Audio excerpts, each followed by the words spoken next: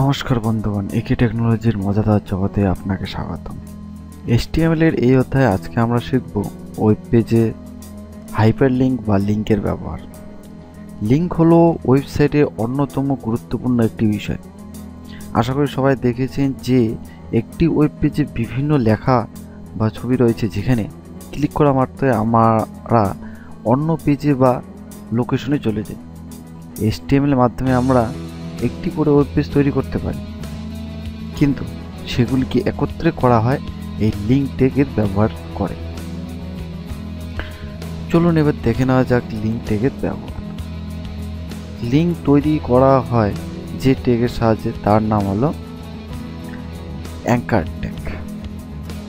এখানে আমরা বোর্ডে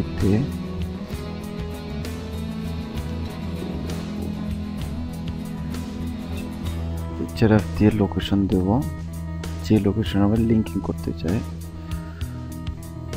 সাপোজ এখানে আমরা আরেকটা পেজ ক্রিয়েট করে নিই, এটাকে সেভ করে সেকেন্ড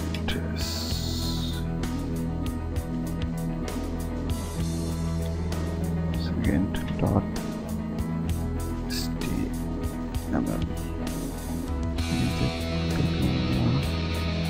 কপি করে দিয়ে দিন।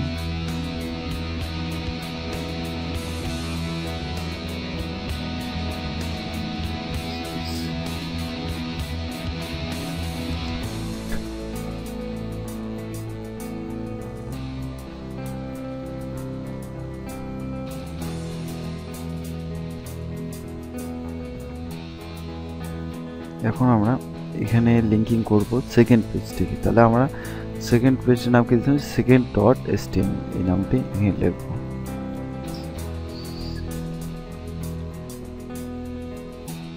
ডট HTML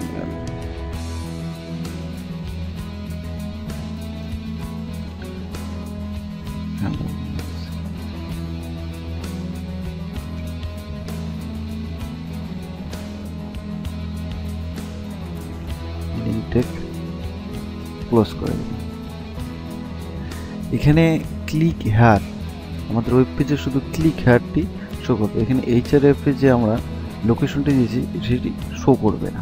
তো এবার চলো রান করে দেখি। Launch Firefox my first web. যখন এখানে দেখতে পাচ্ছেন এটা একটি লিঙ্ক ক্রিয়েট হয়েছে, উপরটি শুধু H1 টেক্সট ছিল, একটি লেখা। যখন আমরা এখানে লিঙ্ক ক্রিয়েট হয়েছে, ক্লিক করার সঙ্গে সঙ্গে সেকেন্ড পেজে চলে গেলাম। সেকেন্ড পেজে আমরা একটা লিঙ্ক করে দিই।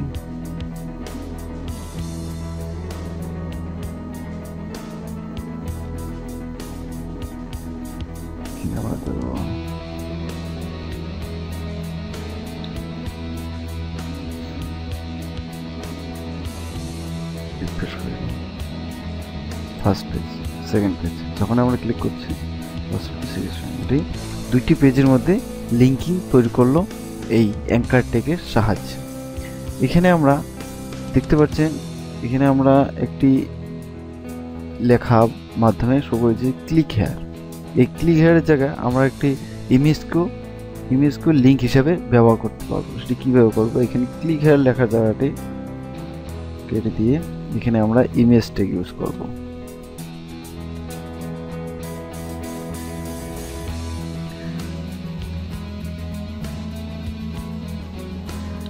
IMG ফোল্ডারের ভিতরে রয়েছে আমাদের ইমেজ।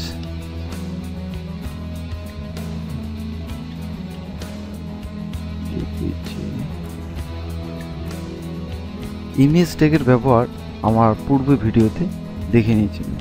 ওই ইমেজ ট্যাগ ইউজ করব আমরা এই অ্যাঙ্কার ট্যাগের মাঝখানে, তখন আমাদের ইমেজটি একটি লিঙ্ক হিসাবে ব্যবহৃত হবে। এখানে আমরা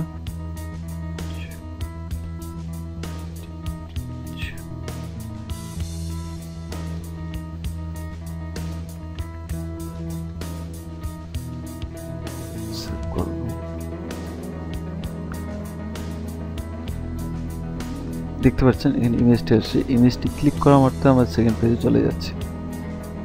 ইমেজটি এখন একটি লিঙ্ক হিসাবে কাজ করছে। আবার এই অ্যাঙ্কার ট্যাগেরও কিছু অ্যাট্রিবিউট রয়েছে। যেমন টার্গেট অ্যাট্রিবিউট, টাইটেল অ্যাট্রিবিউট বিভিন্ন। তো এখানে আমরা এখানে টার্গেট অ্যাট্রিবিউট ইউজ করব। দেখতে পাবেন টার্গেট অ্যাট্রিবিউট ব্যবহার করার কারণে আমাদের এখানে কি হয়, টার্গেট এখানে আমরা করলাম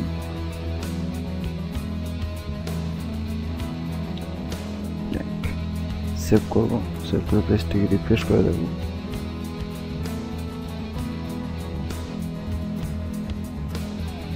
দেখতে পাচ্ছেন যখনই ক্লিক করব একটি নতুন ট্যাবে পেজটি খুলে আসছে। আর প্রথম অবস্থায় কি ছিল যে আমরা যেখানে ক্লিক করি সেই পেজটি রিলোড হয়, কিন্তু যখন আমরা ব্লিঙ্ক অপশনটি ইউজ করলাম দেখতে পাবেন ক্লিক করার সঙ্গে সঙ্গে একটি নতুন পেজ ওপেন হয়ে যায়।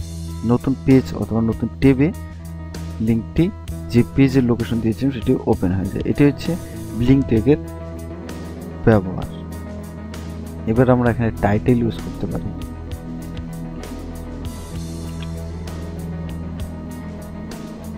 টাইটেল দিলাম,